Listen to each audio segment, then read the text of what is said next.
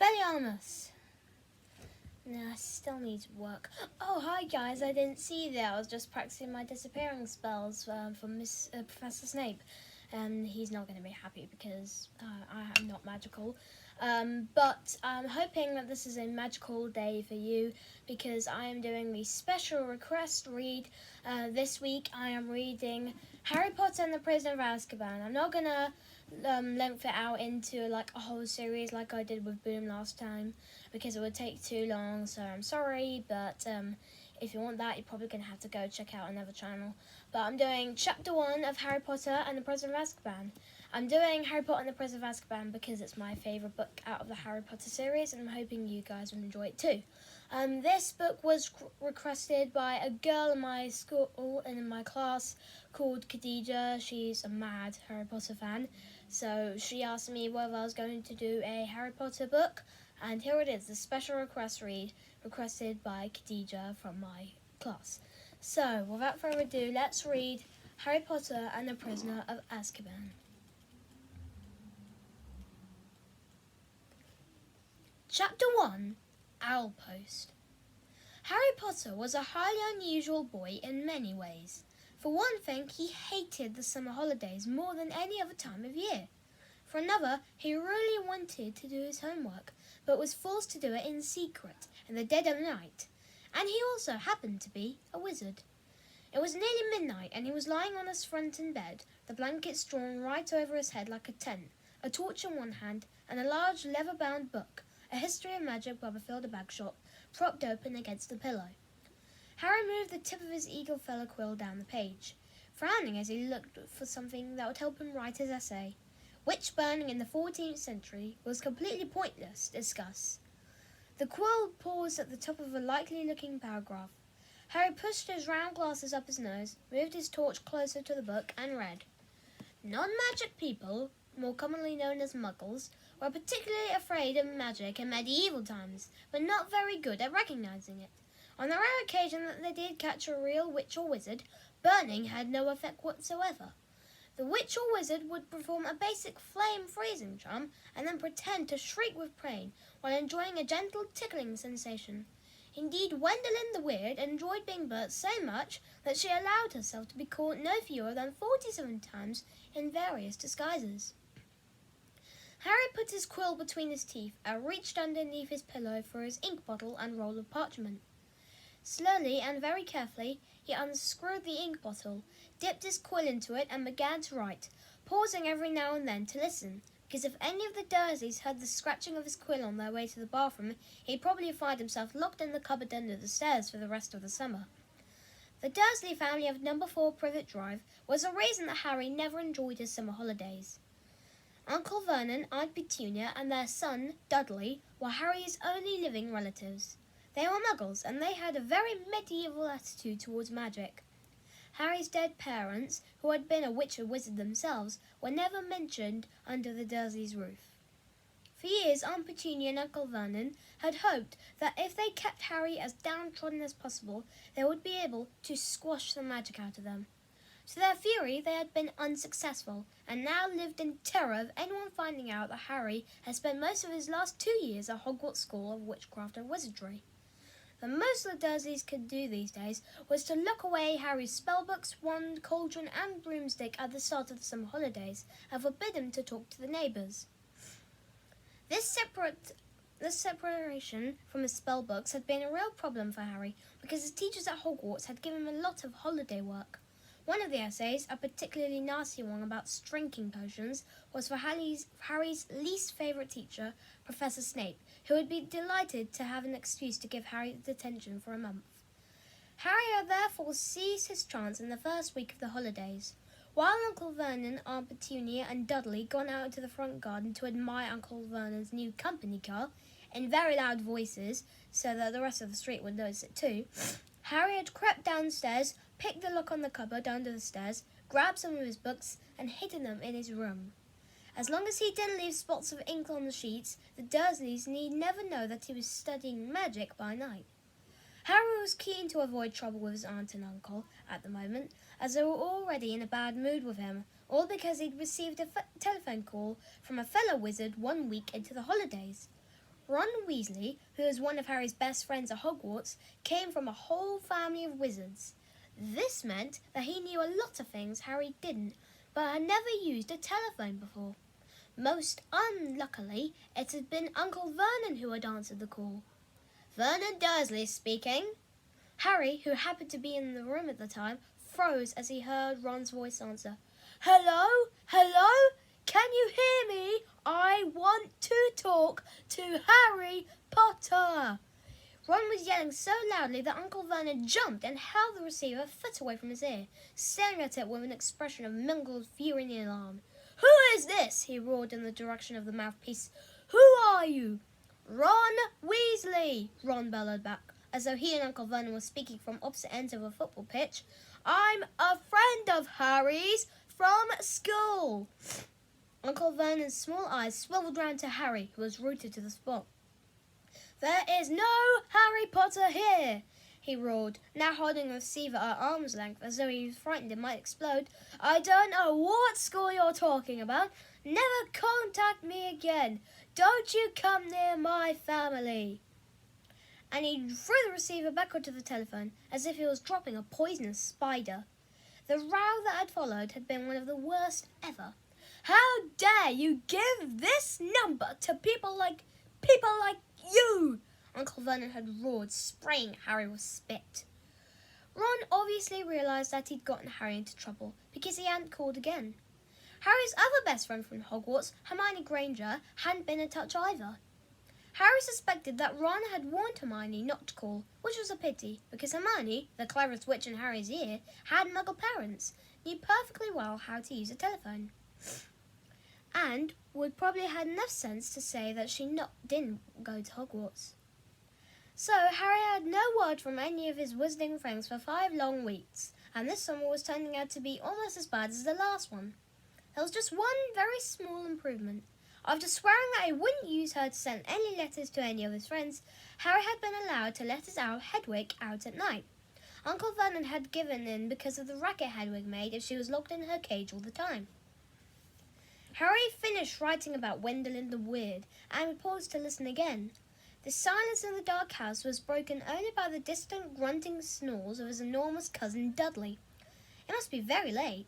Harry's eyes were itching with tiredness. Perhaps he'd finish this essay tomorrow night. He replaced the top of the ink bottle, pulled an old pillowcase from under his bed, put the torch, a history of magic, his essay, quill and ink inside it, got out of bed and hid the lot under a loose floorboard under his bed. Then he stood up, stretched, and checked the time on the luminous alarm clock on the bedside table. It was 1 o'clock in the morning. Harry's stomach gave a funny jolt. He had been 13 years old, without realising it, for a whole hour. Yet another unusual thing about Harry was how little he looked forward to his birthdays. He had never received a birthday card in his life. The Dursleys had completely ignored his last 2 birthdays, and he had no reason to suppose they would remember this one. Harry walked across the dark room, past Hedwig's large empty cage, to the open window. He leant on the sill, the cool night air pleasant on his face after a whole long time under the blankets. Hedwig had been absent for 2 nights now. Harry wasn't worried about her. She'd be gone this long before, but he hoped she'd be back soon. She was only a living creature in this house who didn't flinch at the sight of him. Harry, though still rather small and skinny for his age, had grown a few inches over the last year.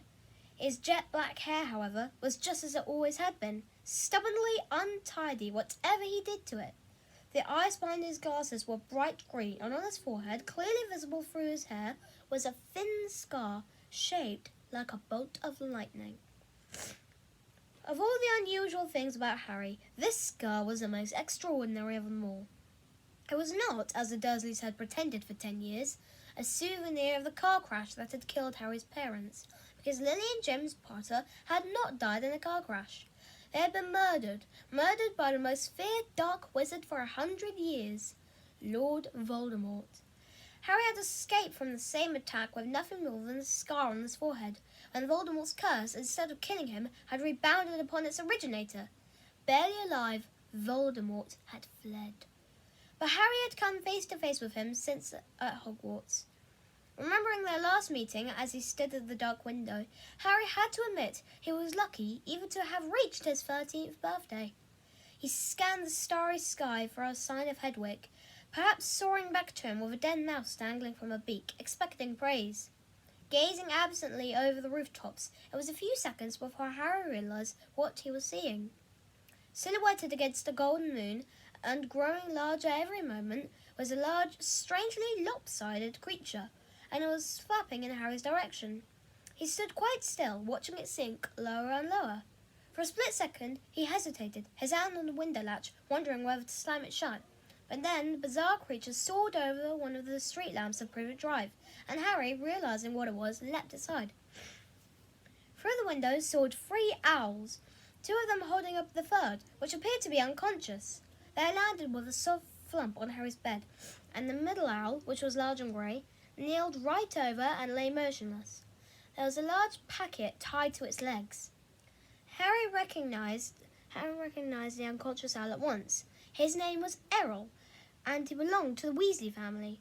Harry dashed to the bed at once, untied the cords around Errol's legs, took off the parcel, and then carried Errol to Hedwig's cage. Errol opened one bleary eye, gave a feeble hoot of thanks, and began to gulp some water. Harry turned back to the remaining owls. One of them, the large, snowy female, was his own Hedwig. She, too, was carrying a parcel, and looked extremely pleased with herself. She gave Harry an affectionate nip with her beak as he removed her burden, then flew across the room to join Errol. Harry didn't recognize the third owl, a handsome tawny one, but he knew at once where it had come from, because in addition to a third parcel, it was carrying a letter bearing the Hogwarts crest. When Harry relieved this owl of its post, it ruffled its feathers importantly, stretched its wings, and took off through the window into the night. Harry sat down on his bed, grabbed Errol's package, ripped off the brown paper, and discovered a present wrapped in gold, and his first ever birthday card. Fingers trembling slightly, he opened the envelope. 2 pieces of paper fell out, a letter and a newspaper cutting. The cutting had clearly come out of the Wizarding newspaper, the Daily Prophet, because the people in the black and white picture were moving. Harry picked up the cutting, smoothed it out, and read, "Ministry of Magic employee scoops grand prize. Arthur Weasley, head of the Misuse of Muggle Artifacts Office at the Ministry of Magic, has won the annual Daily Prophet Grand Prize Galleon Draw. A delighted Mr. Weasley told the Daily Prophet, 'We will be spending the gold on a summer holiday in Egypt, where our oldest son, Bill, works as a curse breaker for Gringotts Wizarding Bank. The Weasley family will be spending a month in Egypt, returning for the start of the new school year at Hogwarts, which 5 of the Weasley children currently attend.'" Harry scanned the moving photograph, and a grin spread across his face, and saw all 9 of the Weasleys waving furiously at him, standing in front of a large pyramid. Plump little Mrs. Weasley and tall, balding Mr. Weasley, 6 sons and 1 daughter, all, though the black and white picture didn't show it, with flaming red hair. Right in the middle of the picture was Ron, tall and gangling, with his pet rat Scabbers on his shoulder, and his arms round his little sister, Ginny. Harry couldn't think of anyone who deserved to win a large pile of gold more than the Weasleys, who were very nice and extremely poor. He picked up Ron's letter and unfolded it. "Dear Harry, happy birthday. Look, I'm really sorry about that telephone call. I hope the Muggles didn't give you a hard time. I asked Dad and he reckons I shouldn't have shouted. It's brilliant here in Egypt. Bill's taking us round all the tombs, and you wouldn't believe the curses those old Egyptian wizards put on them. Mum wouldn't let Ginny come the last one. There were all these mutant skeletons in there, of Muggles who'd broken in and grown extra heads and stuff. I couldn't believe it when Dad won the Daily Prophet draw. 700 galleons! Most of it's gone on this holiday, but they're going to buy me a new wand for next year." Harry remembered only too well the occasion when Ron's old wand had snapped. It had happened when the car of the 2 had been flying around Hogwarts had crashed into a tree on the school grounds. "We'll be back about a week before term starts, and we'll be going up to London to get my wand and our new books. Any chance of meeting you there? Don't let the Muggles get you down. Try and come to London. Ron. P.S. Percy's head boy. He got the letter last week." Harry glanced back at the photograph. Percy, who was in his 7th and final year at Hogwarts, was looking particularly smug. He had pinned his head boy badge to the fez perched jauntily on the top of his neat hair, his horn-rimmed glasses flashing in the Egyptian sun. Harry now turned to his present and unwrapped it. Inside was what looked like a miniature glass spinning top. There was another rope from Ron beneath it. Harry, this is a pocket sneakoscope. If there's someone untrustworthy around, it's supposed to light up and spin. Bill says it's rubbish sold for wizard tourists and isn't reliable because he kept lighting it up at dinner last night, but he didn't realise Fred and George had put beetles in his soup. Bye, Ron. Harry put the pocket sneakoscope on his bedside table, where it stood quite still, balanced on its point, reflecting the luminous hands of his clock. He looked at it happily for a few seconds, then picked up the parcel Hedwig had brought. Inside this too there was a wrapped present, a card and a letter, this time from Hermione. Dear Harry, Ron wrote to me and told me about this phone call to your Uncle Vernon. I do hope you're all right. I'm on holiday in France at the moment, and I didn't know how I was going to send this to you. What if they'd opened it at customs? But then Hedwig turned up. I think she wanted to make sure you got something for your birthday for a change. I bought your present by our order. There was an advertisement in the Daily Prophet. I'll be getting it delivered. It's so good to keep up with what's going on in the wizarding world. Did you see that picture of Ron and his family a week ago? I bet he's learning loads. I'm really jealous. The ancient Egyptian wizards were fascinating. There's some interesting local history of witchcraft here too. I've rewritten my whole history and magic essay to include some of the things I found out. I hope it's not too long. It's 2 rolls of parchment more than Professor Binns asked for. Ron says he's going to be in London in the last week of the holidays. Can you make it? Will your aunt and uncle let you come? I really hope you can. If not, I'll see you on the Hogwarts Express on September the 1st. Love from Hermione. P.S. Ron says Percy's head boy. I bet Percy's really pleased, but Ron doesn't seem too happy about it. Harry laughed again as he put Hermione's letter aside and picked up her present. It was very heavy. Knowing Hermione, it was sure to be a very large book full of very difficult spells, but it wasn't. His heart gave a huge bound as he ripped back the paper and saw a sleek black leather case with silver words stamped across it. Broomstick Servicing Kit. Wow, Hermione, Harry whispered, unzipping the case to look inside. There was a large jar of Fleetwood's high-finish handle polish, a pair of gleaming silver tail twig clippers, a tiny brass compass to click onto your broom for long journeys, and a handbook of do-it-yourself broom care. Apart from his friends, the thing that Harry missed most about Hogwarts was Quidditch, the most popular sport in the magical world. Highly dangerous, very exciting, and played on broomsticks. Harry happened to be a very good Quidditch player. He had been the youngest person in a century to be picked for one of the Hogwarts house teams. One of Harry's most prized possessions was his Nimbus 2000 racing broom. Harry put the leather case aside and picked up his last parcel. He recognized the untidy scrawl on the brown paper at once.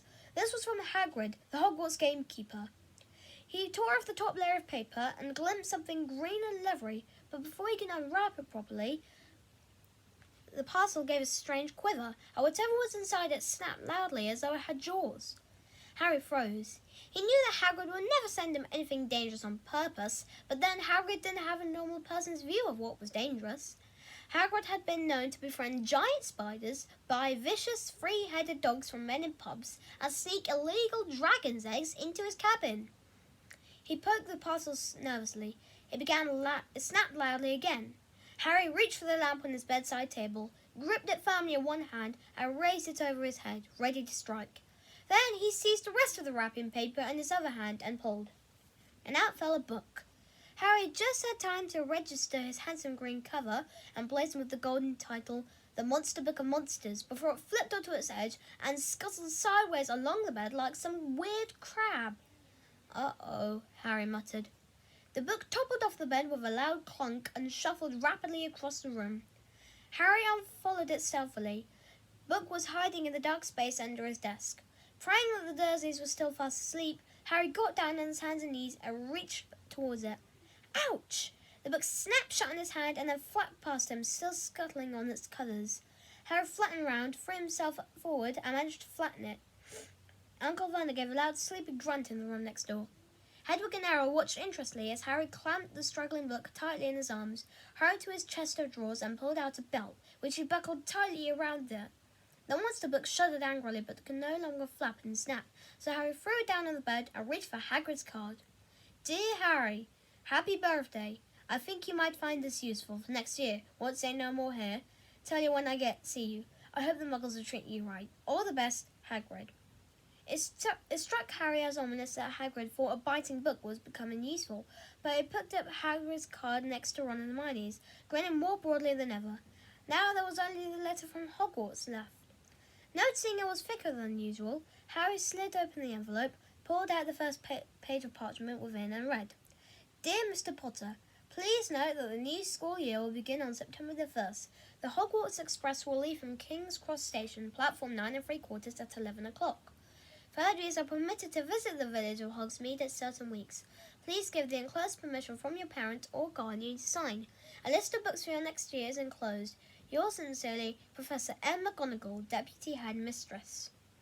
Harry pulled out the Hogsmeade permission form and looked at it, no longer grinning. It would be wonderful to visit Hogsmeade at weekends. He knew it was an entirely Wizarding village, and he had never set foot there. But how on earth was he going to persuade Uncle Vernon or Aunt Petunia to sign the form? He looked over at the alarm clock. It was now 2 o'clock in the morning. Deciding that he'd worry about Hogsmeade form when he woke up, Harry got back into bed and reached up to cross another day off the chart he'd made for himself, counting down the days left until his return to Hogwarts. Then he took off his glasses, laid down, eyes open, facing his 3 birthday cards. Extremely unusual though he was, at the moment Harry Potter felt just like everybody else, glad for the first time in his life that it was his birthday. And that's the end of the special request read this week. I told you Harry Potter was a long book. It's over 20 minutes and that's just one chapter. I hope you guys enjoyed it, and I hope you, Khadija, enjoyed it because this was your request, and I hope you're happy with it. And thank you so much for watching, and goodbye.